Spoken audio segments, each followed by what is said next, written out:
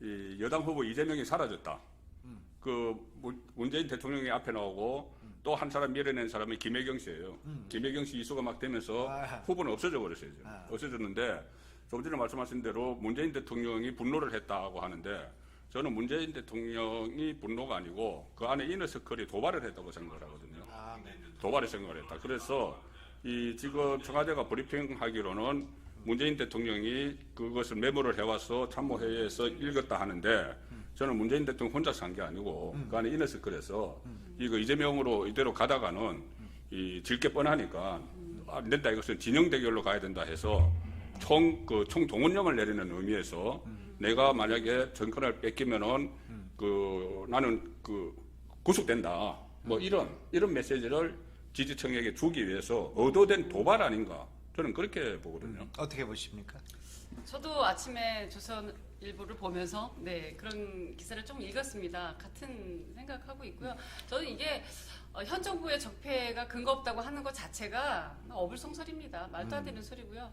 적반하장 어불성설, 이게 다 그 비슷한 얘기인가? 적반하장. 아니 그러니까 저 문재인 대통령에게 적용하면 다 똑같은 얘기예요. 도둑이 재발절인다도 아주 적합한 표현입니다. 그러나 앱솔루틀리하게 송국건 논설 의원님 본부장님의 네. 견해에 반대합니다. 네. 그거는 그렇게 문재인 대통령이 그렇게 주도면밀한 분이 아니에요. 네. 그럼 적극적으로 나왔다고 보세요. 무슨 이너서클이 뭐 해가지고 총동원령을 내려서 이재명 죽을 것 같으니까 정권을 교체했다, 그런 생각이 없어요. 이분은 예. 그 정도로 조직적이지 않다는 거죠. 오로지 본인의 나는 깜빵 안 간다. 예. 깜빵 가면 안 된다. 그 두려움만 있는 거예요. 이분은 모든 것이 초점이 거기에 맞춰져 있어요. 그래서 지난번에 월성 원전할 때도 그게 대통령으로 타고 가는 문제에 대해서 반대하는 거예요. 그렇죠. 그다음에 울산 그것도 오로지 어떻게든 이게 지금 비서실장까지 왔는데 대통령까지 안 가게 하는 거예요. 초점이란 말이에요. 이재명이라는 분이 후보가 됐을 때 차별화를 시도하려고 할 거 아니겠어요? 그렇죠. 밟는다고 생각을 했어요. 예. 문재인 밟고 간다고 생각했어요. 그래야 이게 정권 교체가 된다, 그렇게 생각한 거예요. 그런데 그렇게 생각을 했으나 청와대가 강력히 반대를 했단 말이에요. 네. 누가 누구를 밟는다는 얘기냐 말이에요. 그리고 이재명이 여러 가지 재판에 걸려 있고 검찰이 걸려 있기 때문에 못 밟은 거예요. 그렇게 됐잖아요. 오로지 지금 문재인 대통령의 최고의 목표는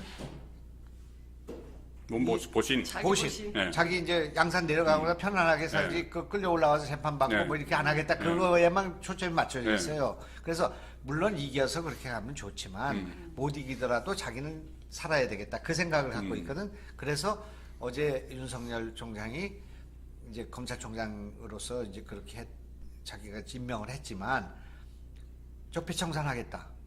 그리고 그 전에도 했듯이 이렇게 한다, 이렇게 했을 때 그거는 바로 자기한테 돌아오는 공격, 그 화살을 피해야 되겠다, 그런 생각으로 한 거지, 무슨 이렇게 총동원 내려서 정권 교체 그것까지 생각을 믿지 못했을 것이다. 아니 근데 제가 또 아침에 그 이야기를 했는데 저도 두 가지를 이야기했어요. 하나는 이것은 이재명 일병 고학이고, 그렇지. 이재명이 도저히 안 되니까 이재명 일병 고학이고, 또 하나는 보험 들었다. 뭐냐 하면 지금 본인이 이 적폐청산 이야기했을 때 바로 이건 정치보복이다, 정치보복을 하겠다는 거냐, 없는 것도 덜쳐내서 하겠다는 거냐, 기획사정하겠다는 거냐, 이렇게 이야기한 거. 그렇지. 나중에 실제로 정권이 교체돼서 윤석열 정부에서 문재인 정부로 수사를 할 때 봐라, 이것은 정치보복 아니냐. 그 선거할 때 벌써 정치보복 하겠다고 예고를 했고, 내가 그때 정치보복이라고 없는 것도 털어서 기획사정할 거라고 얘기했지 않느냐. 지금 진행되는 거는 정치보복이다. 이것을 이야기하기 위해서 그렇지. 미리 쳐놓은 거죠. 복사를 깔아. 그 측면도 있는 거죠. 무조건 이제 자기를 지켜야 되겠다, 자기의 보신을 위해서 노력, 그거 오로지 일념에 가득 차 있다. 이게 정권 교체니 뭐니 이런 거에는 지금 겨를이 없어요. 네. 이제 그런데 오늘 청와대 논평이 어떻게 나왔습니까? 어제 그 이후에 청와대가 또 계속 발끈입니까? 아니면 청와대는 지금 별 다른 거는 없어요.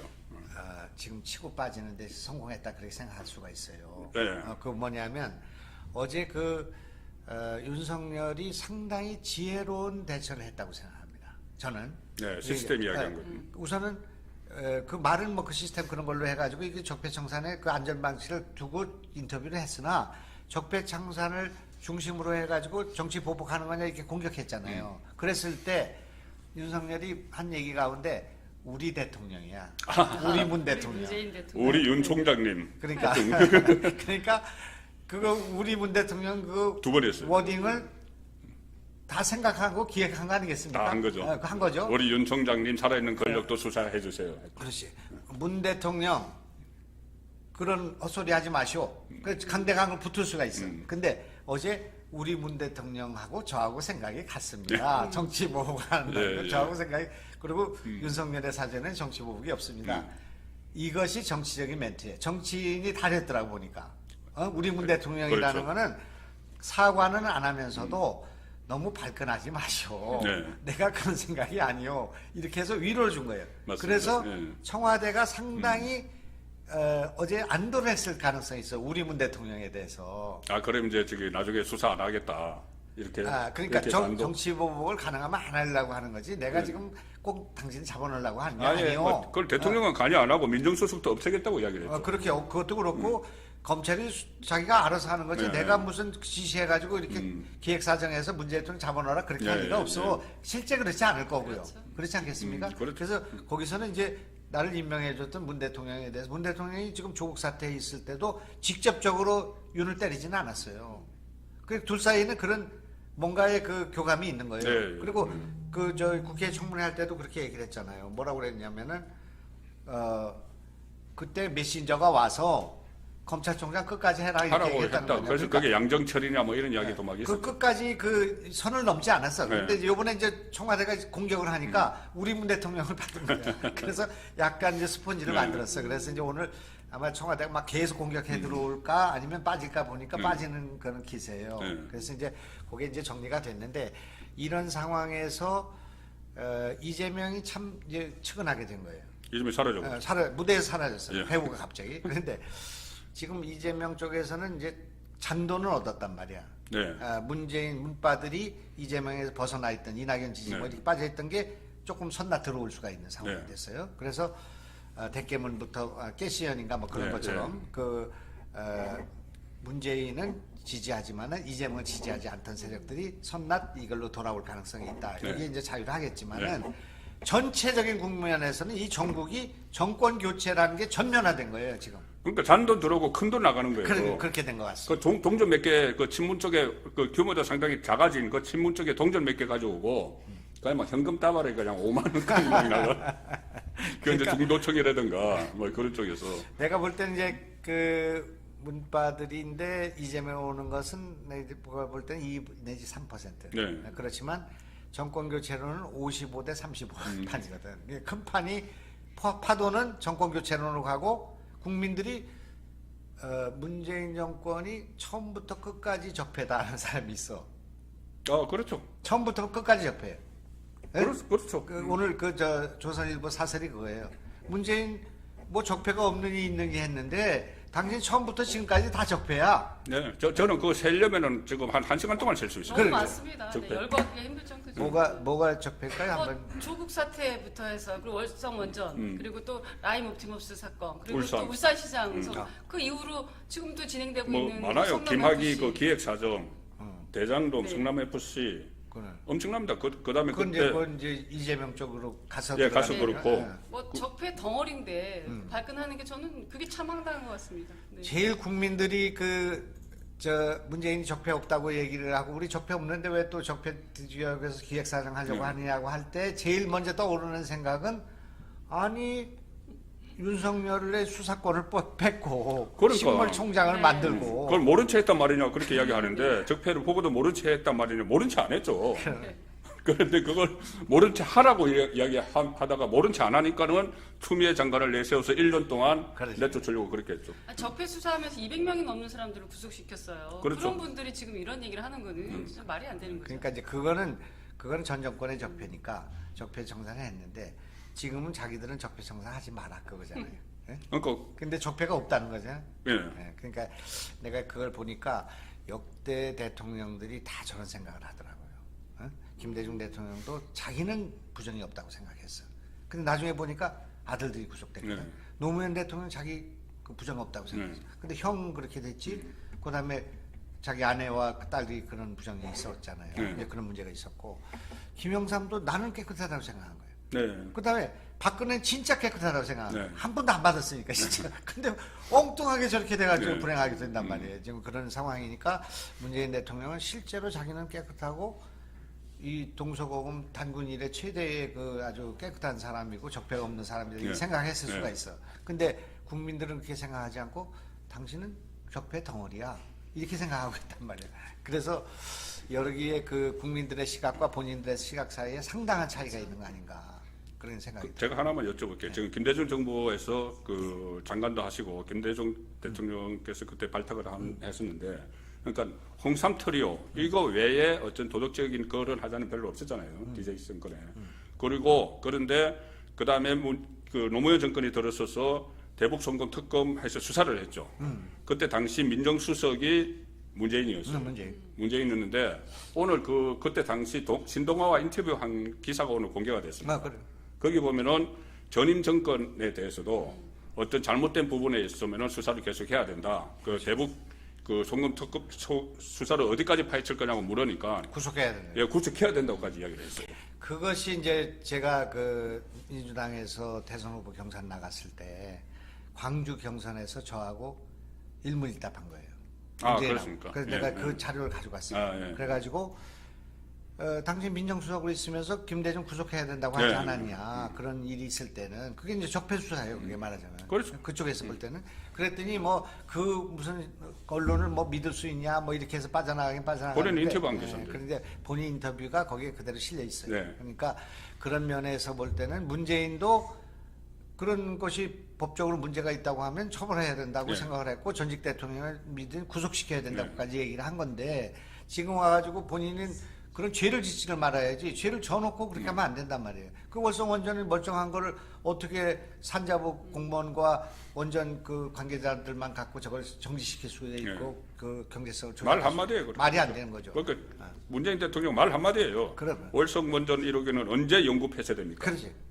그것이 직권남용이고 말하자면 그 결국은 이 문제에 대한 그 몸통이 이제 문재인이라는 그렇죠. 얘기잖아요. 예, 월성 원전이든 그럼 울산이든 다 울산 다 몸통이죠. 마찬가지죠. 예. 그다음에 이제 이상직 의원 거기에 친 아, 예. 이스타 그것도 항공. 하다 말은 거예요. 예. 조사하다 그것도 말았잖아요. 문준영 이것도 또 나오게 돼 있어요. 그렇죠. 그러니까 계속 이게 지금 자기는 문제가 안 된다고 생각하지만 계속되는 문제가 있는데 자기는 문제가 없는데 너 왜 그러냐 이렇게 얘기를 하니까 국민들은 아, 저 사람이 지금 돌았나 그런 생각을 할 수가 네. 있단 말이에요. 그래서 이것이 어제 그 청와대의 그 발끈 분노 이거는 국민들이 좀 납득이 안 가는 거예요. 그 다음에 윤석열로는 할 얘기가 굉장히 많아. 내가 이렇게 당했는데 네. 나를 이렇게 수사권 박탈하고 네. 나를 이렇게 뭐 기소하고 그래서 피의자가 됐잖아요. 네. 그럼 결국은 그리고 그 모든 것들이 그렇게 해가지고 국민들이 다 알고 있는 건데 그걸 갖다가 지금 검찰을 통해서 이런 나쁜 짓을 했다 이렇게 하니까 검찰 무슨 나쁜 짓 했냐. 네.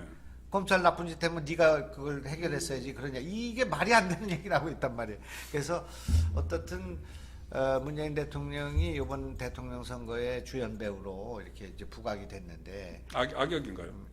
주인공은 윤석열이고. 그렇지. 그런데 이제 저게 이제 악역이 될지 선역이 될지 좀 지켜봐야 될 것 같은데 오늘 저녁에 TV 토론회는 네. 아마 저게 주연으로 또 등장할 것 같아요. 그죠? 이재명이 저희는 뭐 이재명이 등장. 아 그러니까 저 핵심 소재가 되는 거죠. 그렇죠. 예, 오늘 토론 어떻게 소재가. 나올 것 같습니까? TV 토론하면 이제 그게 주된 소재가 될 것 같은데 이재명이 이 문제에 대해서 이제 지적하겠죠. 정치 보복하려고 하는 거 아니냐, 당신 검찰공화국 하려고 하는 거 아니냐.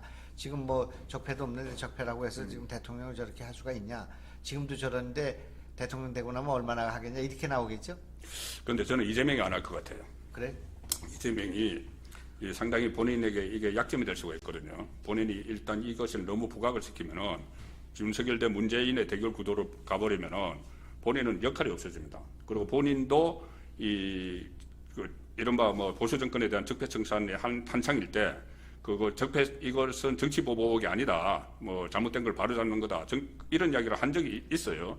있기 때문에 본인이 이것을 먼저 내세우기는 상당히 부담이 있을 거고 저는 오히려 심상정 쪽에서 이렇게 카드를 툭 던질 가능성이 저는 크다 그렇게 봅니다. 이 문제에 대해서 안철수는 어떤 스탠스를 보일까? 안철수도 그런데 이 안철수 후보도 그때 이 보수 정권 박근혜 전 대통령 그 탄핵에 앞장을 서고 이렇게 했잖아요.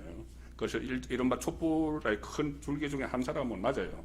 그렇기 때문에 이것을 이 문재인 대통령이 그 정권, 물론 뭐 정권 교체 필요성은 이야기하지만은 이것을 바로 다음 정권에서 적폐 수사라는 이름으로 이렇게 전임 정권을 계속 건드는 것은 좀 위험하다. 이 정도 스탠스 아닐까요? 안철수가 네. 어떻게 생각하지? 저는 오늘 이재명 후보의 그 입장이 가장 궁금해요. 2017년에 이재명 후보가 그런 말을 했었어요. 좀 전에 언급 잠깐 하셨는데 적폐와 불의를 청산하는 거는 그게 정치법이랑 매일 해도 된다라는 말을 했었어요. 그 그래요? 말에 책임을 져야 되는데 어떻게 오늘 맞아, 매일 해도 입장을 된다고 매일 해도 돼? 네, 매일 해도 된다고 했으니 문재인 대통령의 그 발언이 본인한테 과히 뭐 독이 될지 득이 될지 다 모르겠습니다. 부메랑이 돼서 돌아오는 것 같습니다. 그러니까 내로남불 이야기가 그 조금 전에 말씀드린 문재인 대통령 민정수석 시절에 그것도 그거 내로남불이잖아요. 내로남불이죠. 이재명도 내로남불이고 이제 원조 내로남불 조국에 있었는데 그렇게. 계속 그렇게 됩니다. 자기가 하면 법칙, 그다음에 자기가 당할 때는 보복. 보복, 이게 그렇게 이제 됩니다. 내로남불이 된 거죠. 그래서 하여튼 우리는 적폐청산의 내로남불이라는 이 용어가 하나 지금 생긴 것 같아요. 네. 이제 그런 거고 한번 생각을 해봅시다. 이번에 이제 대선이 끝났어요. 그래서 만약 윤석열이 당선됐습니다. 그러면 당연히 특검을 포함해서 지금 미진했던 그런 사건들을 처리해야 되지 않겠습니까? 해야죠, 대장동 해야죠. 사건, 예, 대장동부터 다 대장동 특혜 비리 예. 뭐 사건이 있고, 그다음에 성남 FC 뭐 네, 성남 사건이고, FC도 있고. 그다음에 이제 그 변호사비 예, 대납, 세납 사건이 변호사비 있고, 대납. 예. 또 이제 그런 과정 속에서 나타난 검찰의 문객이, 네. 그다음에 검찰의 그런 그 뭐라고 할까 문객이가 있고, 그다음에 검찰총장의 문계기가 있어요. 예, 검찰총장 이 문계기 전체적으로 검찰 경찰의 수사에 직무유기 내지는 방기 내지는 뭐 왜곡 이런 게 있는 거고. 박원정 성남지청장도 있고. 그다음에 대법원이 지금 이게 재판 거래했단 말이에요. 예. 이제 그 재판 거래 문제를 하나하나 따지는데 예. 거기에는 은수미 건이 있고 또 저기 이재명 건이 네, 있고 이재명 이제 건이 그렇게 돼서 이제 그런 적폐가 있을 거고.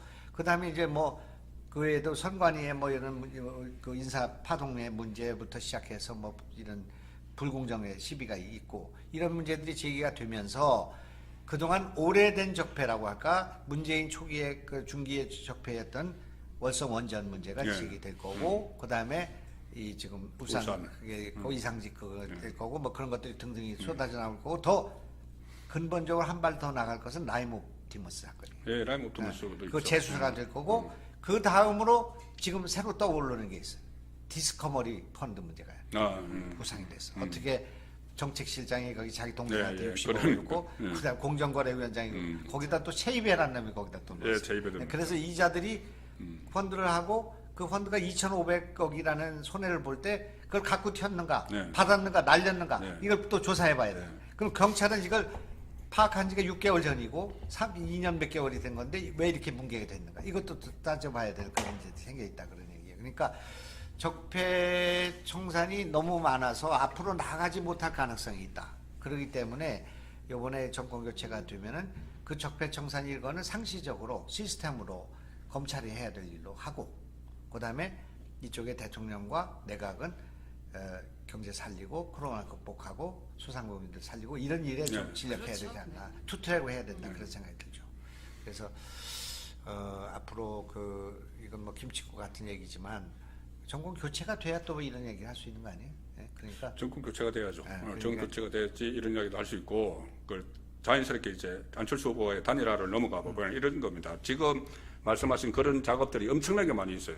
그런데 그게 제대로 절대 안 됩니다. 왜 그러냐면은 여소야대 국회도 그렇지만 김호수 검찰총장 임기가 1년 더 남습니다. 검찰총장. 그 임기제잖아요. 그 억지로 처음부터 끌어내기 어려워요. 김호수는 지금 친문재인 쪽인데 거기서 1년을 더 검찰권을 잡고 있죠. 그렇죠. 김명수 대법원장 임기 아직 더 남아요. 한참 더 남습니다. 한 2년 정도 더 남나? 그렇게 돼요.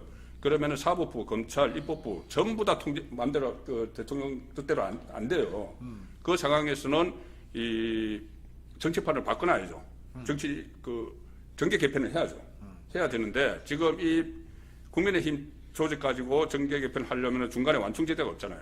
그럼 안철수가 같이 하면은 안철수는 그때 민주당 세력과도 해봤고 호남에서 그때 대대적인 지지를 받은 적도 있고 그렇기 때문에 안철수가 윤석열 후보와 공동정부를 구성을 하면은 대선 때도 유례하지만 대선 끝나고 나서 항상 우리 장관님께서도 그런 말씀을 많이 하셨지만은 대선 끝나고 나서 전국을 안정시키는데 상당히 중요하기 때문에 자 단일화가 돼야 된다. 저는 그런 생각입니다. 어떻게 생각하세요? 전 당연히 저희가 뭐 기사에서도 자주 보지만 정권 교체를 국민들이 다 바라잖아요. 그러니까 국민들이 단일화를 요구하는 거는 지엄한 명령이라고 생각해요. 그 말에 적극 동감하고 안철수 후보나 윤석열 후보나 그 국민들의 명령에 저는 따라줘야 된다고 생각해요. 단일화가 초기에는 단일화해야 된다. 뭐 단일화 이제 맨날 나오는 얘기니까 단일화하지 않고도 뭐 이겨야 된다. 4강 뭐 자강론도 있고 뭐 4강 필승론도 있고 뭐 여러 가지 있었는데 점점 이제 우리는 처음부터 이건 단일화해야 된다 그렇게 생각했지만 이것이 거세져 가지고 지금은 단일화를 하면 이기고 단일화 안 하면 진다.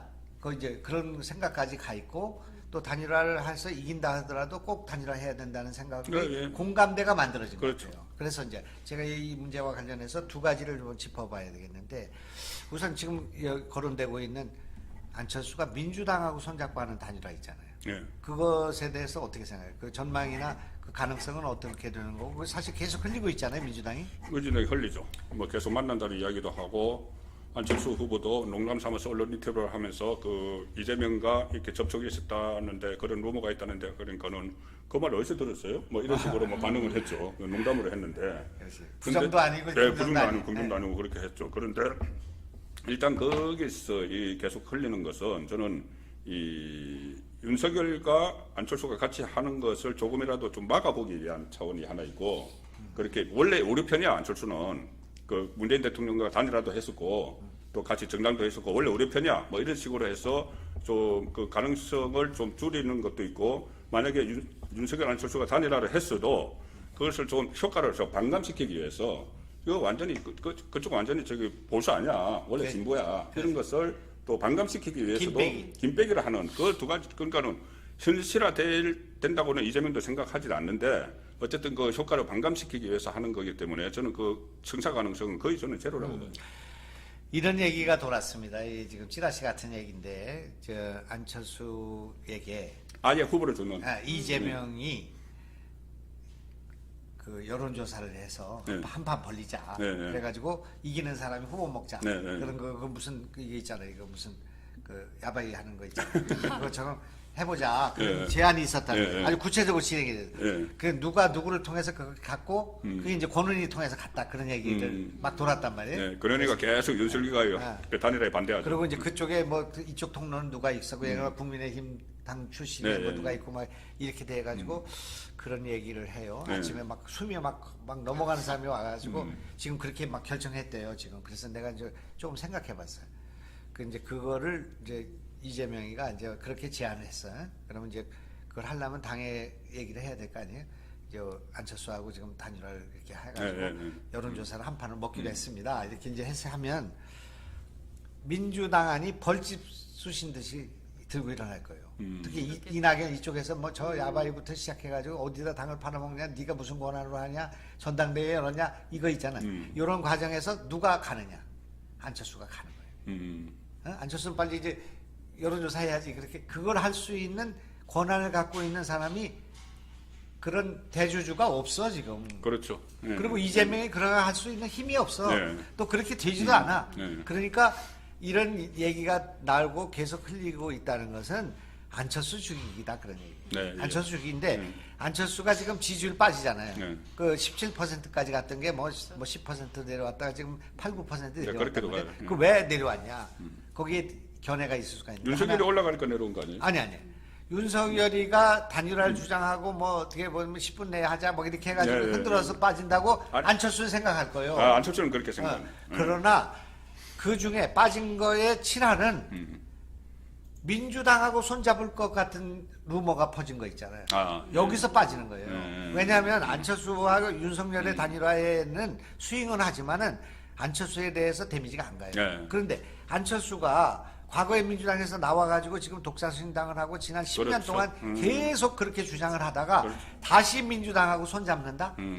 그거는 야바이 중에 야바이야. 특히 작년 4월 7일 서울시장 보궐선거 앞두고 오세훈과 단일화를 했던 인물인데. 그러니까 자기 부정도 이런 자기 부정이 없어. 나는 그 조선 역사상 최대 야바이라고 나는 그렇게 만약 그렇게 되면 그렇죠. 왜냐면 이거는 왔다 갔다 이건 정치가 아니야. 이거는 뭐 신의도 아니고 뭐 안철수가 그래도 갖고 있는 건 도덕성 아니에요? 그나마 남아있는 도덕성인데 이거를 형해화돼 버리는 예, 그렇게 되면 안철수의 정치 생명은 뭐 당연히 끝나고요. 예. 그러니까 그거는 아예 생각도 안 하는데 이걸 약간 안철수가 즐기고 있다 그런 얘기예요. 내가 볼 때는. 안철수 입장에서 절규만 한 게 그러니까 지금 글로 가지는 않지만은 절규만 한 게 계속 그 윤석열 주변에서 일부 사람들이 그냥 숙이고 들어오라는 거잖아요. 그래. 다 버리고 그냥 지지선하고 들어오라고 하는 건데 안철수 입장에서는 나중에 가지는 않지만 무슨 소리야 나 이쪽에서도 오라고 그래. 그래. 국무총리 준대.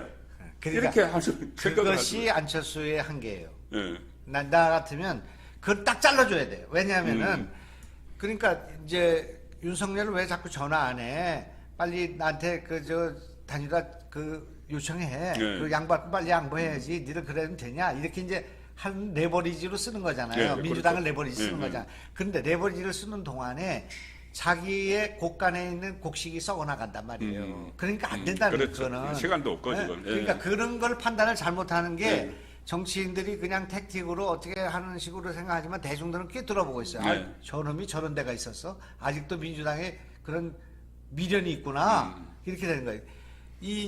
지난 총선 있잖아요. 국민의당 총선 그게 언제인가? 2016년 그때 30배석 얻었을 때 말이죠. 국민의당을 창당을 했는데 그렇죠. 지지율이 7 내지 6%밖에 안 나오는 거예요. 네. 그래가지고 그 비례대표가 5명인가 6명밖에 안 돼. 계산을 하면. 그러니까 10번을 준 사람이 김근식 같은 사람이 그런 사람이 10번을 주니까 그걸 발로 찼어요. 그리고 이동섭이라는 사람이 13번을 주니까 다 그걸 때려 부셨어. 그 나중에 보니까 14번이니까 15번까지 됐잖아. 그 다음에 민주당보다 득표율이 많았잖아요. 그때 김한길과 여기 있는 수도권 사람들이 민주당하고 연합공천하자고 그랬어요. 그럼 우리는 뭐예요? 지금 나와가지고 이거 탈당해갖고 나와가지고 겨우 또 민주당이 겨들어가지고 연합공천하자. 난 국회의원 됐어 그러면. 근데 도저히 이건 안 된단 말이에요. 수도권에 나만 주자 그랬어요. 가서 죽어야 되나 우리는. 파부침주해야 돼. 그래가지고 안철수하고 나하고 그러니까 김영환이가 안 간다니까 호남 국회의원들은 좋은 거예요. 그래가지고 호남을 석권하고 나는 399표 차로 졌어요.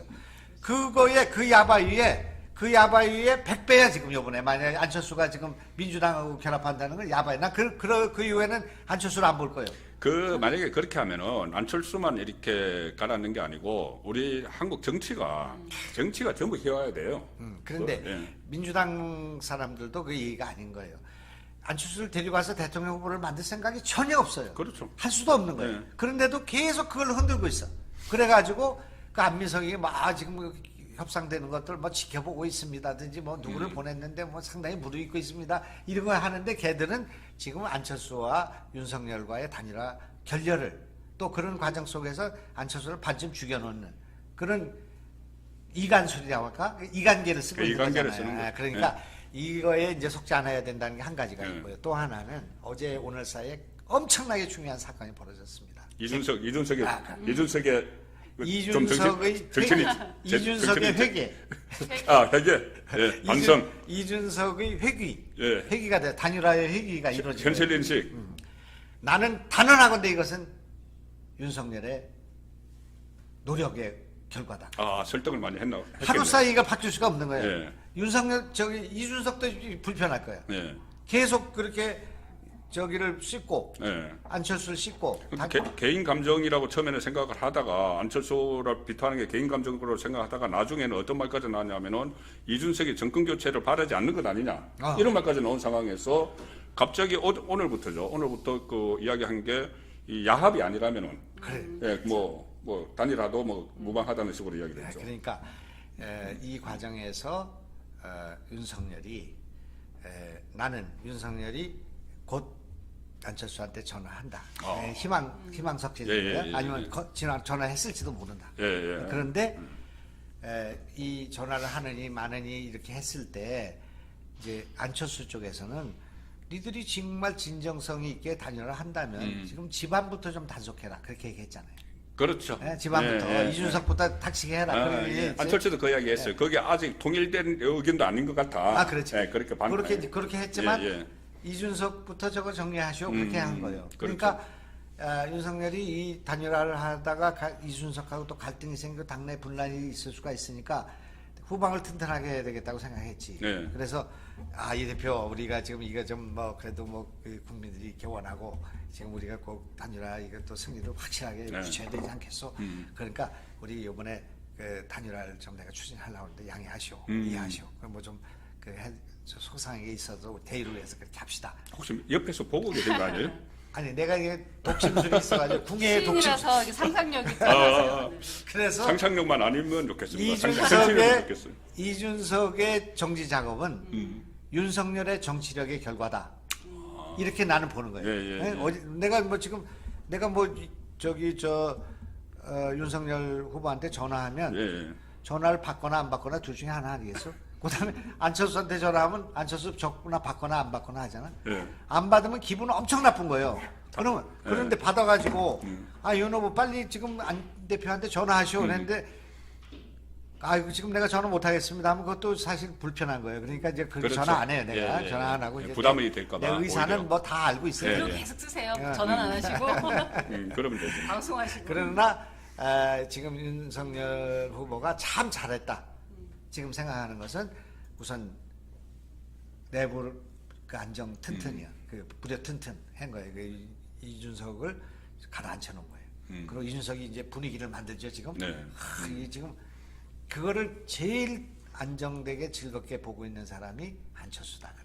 그렇겠네. 못한 거예요. 못한 거예요. 예. 지금 반쯤 지금 그 가슴이 녹았어요. 예. 지금 내가 볼 때는 이제 그런 거고. 그러나 이제 그 타이밍의 예술이기 때문에 예. 이제 나는 이제 그 의사 표명은 오늘 TV 토론 있기 전에 예. 전화를 해야 된다. 예? 전화 요거 돌리는데 시간 30초밖에 안 걸리거든. 예? 30초나 걸렸어요. 30초.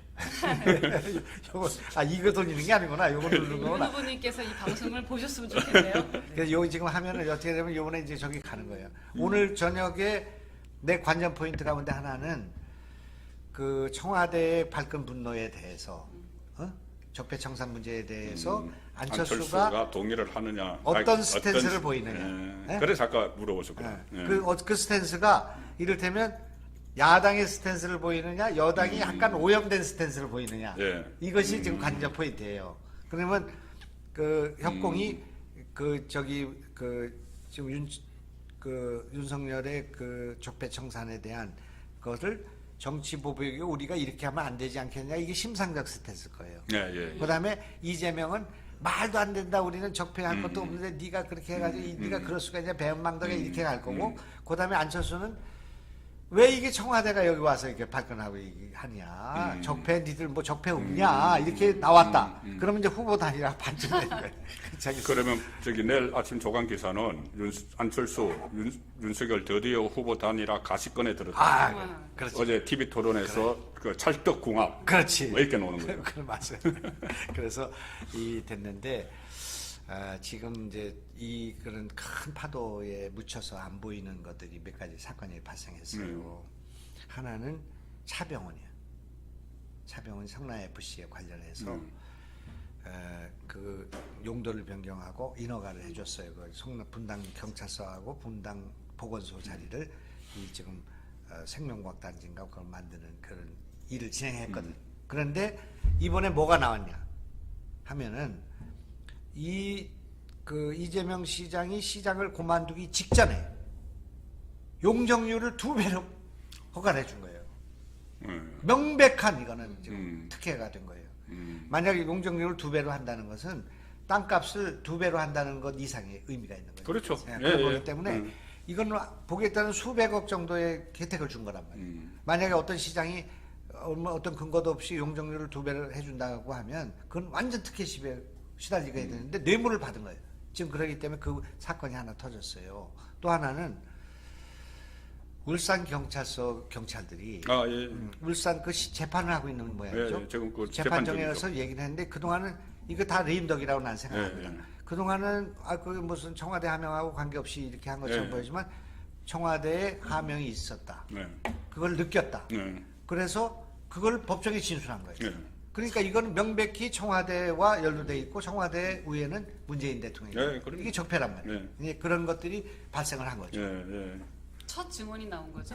첫 증언이 나왔다고? 이제 쏟아질 것 같습니다. 네, 그렇지. 이제 재판 중인데 이 사건을 저는 제일 그 심각한 적폐라고 보거든요. 울산원전 그게 청와대 8개 부서가 동원이 됐어요. 초기에 2018년에 비서관실 그때 그래서 민정 그 경제 쪽에도 다 동원해서 3가지를 했거든요. 하나는 하명 수사, 즉 김기현 당시 울산시장에 대한 하명 수사를 했고, 하나는 후보 교통 정리를 했어요. 뭐 송철호를 시키기 위해서 후보 교통 정리하면서 그 같이 했던 그 김모라는 사람에게는 뭐 일본에 무슨 영사 자리를 준다는 후보 그 교통 정리를 했죠. 그 3번째는 공약을 개발해줬어요. 청와대에서 공약을 개발해서 뭐 그때 산재병원 뭐 어떻게 하고 그렇게 3개를 밀기 위해서 8개 부서가 동원이 됐으니까. 그리고 그 맨 꼭대기에는 왜 문제가 있냐 하면은 그 비서실장 임종석에게 지시를 합니다. 내가 송철호에게 출마하라고 말하기 좀 그러니 당신이 대신 출마하라고 해라. 자, 그러면은 대통령이 비서실장에게 그럼 송철호 출마하라고 좀 해라. 이렇게 하면은 그 가서 그 임종석이 송철호한테 가서 대통령이 출마하랍니다. 이렇게 했어요. 그래. 우리가 모든 걸 다 지원해 줄 테니. 그래. 전에는 계속 떨어졌지만 이번에 우리가 정권을 잡아서 모든 걸 지원해 줄 테니 출마하시라. 이렇게 했을 거예요. 내 친구 송철호가 시장 되는 게 소원이라고 그랬죠. 아, 그렇죠. 그러니까 밑에서 그냥 비서들부터 다 가서 긴 거지. 8개 부서. 그러니까 이거는 사실 그건 보기에 적폐입니다. 따라서는 적폐가 아니라 탄핵감이에요. 예, 그 탄핵감이죠. 선거에 개입해서 그 시장을 바꾸는 그런 사건인데 이거를 갖다가 이거를 나는 관계가 없고 적폐가 아니다. 아, 말도 안 되는 이야기죠. 이런 것들을 다 수사한다고 하니까 발끈할 만하죠. 그러나 본인이 잘 알고 있잖아요. 그렇죠. 월성 원전도 본인의 말 한마디에 시작이 됐고 이것도 말 한마디에 시작돼서 본인이 알고 있는 거예요. 그러니까 아까 말씀하신 것처럼 그렇게 크게 뭐 이재명 일병 구하기 이거 아니고 진짜 자기 보선을 위해서 했을 수도 있는. 그러나 우리 대중들이 이제 보면은 제가 이제 어제 그 어떤 여론조사를 쭉 보니까 수도권의 여성표가 무진장이 떨어졌어요. 이재명 후보가. 여성표가 떨어졌어요. 한 10% 정도 떨어졌어요. 그 뭐 부인이 그렇게 뭐 갑질을 하는 거. 그런데 지금 그 성남 FC니 대장동이니 뭐 무슨 뭐 지금 적폐청산에 관한 뭐 문재인의 발끈이 이런 것들보다는 이 김혜경 씨의 그 카드깡인가? 그거하고 아니 근데 그 집에서는 왜 이렇게 음식물을 많이 시켜다 먹지? 거기 저보다 궁금해해요. 먹방을 찍는다는 얘기도 있어요. 먹방. 그 정도를 소화시키려면은 엄청난 먹방 유튜버가 돼야 될 텐데. 그걸 시켜서 어디 그 저 기부행위를 하나? 아니 그러니까 그게 이제 이 공간에 가는 게 있고 이게 저기 자택에 가는 게 있는데 자택에는 지금 보면 그 공간에 안 살고 다 자택에 산다고 해도 네 사람이잖아요. 부부하고 아들 둘인가 있죠. 그런데 올라갈 때 한 10인분이 올라간다는 거예요. 근데 그게 다 소비가 된다는 건데. 그러니까 참 미스테리한 얘기. 아니 그런데 뭐 그거는 뭐 많이 먹고 어쩌고 그거는 뭐 본인들 그거지만은 그걸 왜 법인카드로 다 사서 올리냐 이거죠. 뭐 많이 먹는 거야 뭐. 그러니까 뭐 동네 사람들 불러서 이렇게 하면 좋은 건데. 법인카드가 어떤 법인카드예요? 법인카드가 업무 추진비. 후보의 업무 추진비가 있는데 부서가 뭐 여러 개 법인카드. 이게 그 배모 씨라는 그 5급 배소연 씨 5급 원 그 총무과 소속이에요. 총무과인데 본인 그 자리도 없다는 거예요. 그러니까 뭐 아주 책상에 없는 거예요. 책상에 없는 거예요. 그래서 김혜경 씨 거기 수발만 드는데 이게 총무과 또 비서실 카드도 썼는데 이게 나중에는 이 한도가 너무 많이 쓰니까 다른 부서 카드를 가지고 다른 부서의 업무 추진비를 땡겨서 또 썼다는 거예요. 5개 부서가 동원됐어요. 예. 5개 부서가. 네. 5개 부서의 그 카드를 업무 추진비를 그러니까 그거 땡겨 쓴 거죠. 참. 그러니까 이제 우선은 가서 음식점에 가서 물건을 살 때 개인 카드로 사고, 그다음에 이제 좀 몇 시간 후에 가서 법인 카드로 바꿔치기를 하는 거예요. 왜 그렇게 하냐면은 이 법인 카드는 사용한 게 뭐 뚜렷해야 되잖아요. 뭐 점심을 먹었다든가. 그러니까 3시에 점심 먹었다고 할 수는 없잖아요. 그래. 그럼 3시에 가서 물건 살 때는 자기 카드로 사요. 사서 하고 나중에 이 다음날 점심 시간에 가서 법인 카드로 직권은 취소하고 그걸로 결제를 하는 거예요. 그러니까 물건 산 시간 알리바이를 맞추게 한 거예요. 참 피곤하게 살았네요. 계산하고 하려으면 얼마나 힘들어요. 그게 카드깡이죠. 그리고 또 이 총무과 같은 경우는 그 회식비가 한 12만 원 정도를 다 제한을 해놨답니다. 그렇죠, 한 번 먹을 때. 원. 그러니까 그것을 넘어서 한 20만 원치 사면은 분할 쪼개기 카드깡. 그러니까 이제 악성이죠. 대장동 사건 또는 성남 FC 사건은 수사해 봐야 한다. 수사를 기다려보자. 네. 그게 나하고 경기도지사 할 때부터 얘기해. 네, 성남 FC 조사하고 있고 검찰이 조사하고 있으니까 다 나올 거다. 그렇게 넘어갔단 말이에요. 2018년부터 지금까지 4년 동안 조사를 하고 계속 수사해요. 수사하고 이제 하면 되는데 요 그 저 카드깡 문제를 포함한 이 그 저 비서 그 무슨 황제 의전 이 네, 문제는 참 곤혹스럽겠어요. 왜냐하면 다 전표가 다 있잖아요. 증표가 있고 녹취가 있고. 녹취 있고. 그러니까 예. 이게 두 가지 텔레그램. 텔레그램 그 녹취가 있고, 그러니까 전화 녹취가 있고, 네. 텔레그램이 가끔 네. 비치고, 그 다음에 전표. 카드 전표가 있고. 그러니까 이걸 그 빼도 박도 못해. 그러니까 김혜경 씨가 그 기자회견 한 거를 보면 그거는 수사기관의 수사와 뭐 감사를 지켜보고 나서 뭐 하겠다 이렇게 지켜볼 필요가 없어. 다 나와 있으니까. 그게 있고 이게 지금 지난번에 사과하면은 그때 사과한 걸로 끝나야 되는데 사과하고 나서 10건이 또 나와. 그러니까. 또 앞으로 얼마나 나올지 몰라요. 그러니까 9개월치를 지금 그 가지고 있으니까 지금 나온 거는 뭐 9개월 중에서는 한 달 것도 제대로 안 나왔어요. 그러니까 그게 계속 저렇게 문제가 제기가 되기 때문에 지금 저걸 가지고 선거를 치를 수 있을까 하는 생각을 가질 수가 있단 말이에요 지금. 그리고 저 유인태 전 사무총장이 그런 얘기 했었죠. 도지사 부인이 장보러 가는 거 봤냐? 라고 했는데 최재형 그 감사원장님이 얘기했어요. 감사원장 부인도 장 보러 간다. 그러니까 그분 말하는 게 너무 어이가 없는 거예요. 왜 도지사 부인은 장을 보러 가면 안 됩니까? 그러니까. 그런 의전을 받으면서 왜 공무원들이 장을 봐? 그러니까 이런 말 안 되는 걸 가지고 지금 주장을 하고 있는 거죠. 장을 보러 가는 것이 아니라도 뭐 이를테면 요즘에 그 저 택배 같은 걸 시켜가지고 그렇죠. 그 집에서 먹으면 얼마든지 할 수 되는데 있는 거죠. 왜 그 5급 비서가 가서 그 소고기와 뭐 좋은 거 골라야 되니까. 골라야 그리고 또 돼서요? 법인 카드로 해야 되니까. 참그 식욕도 아니 참 그 택배 하면은 개인 카드로 해야 되잖아요. 집으로 오는 게 복잡한 거죠. 복잡하니까.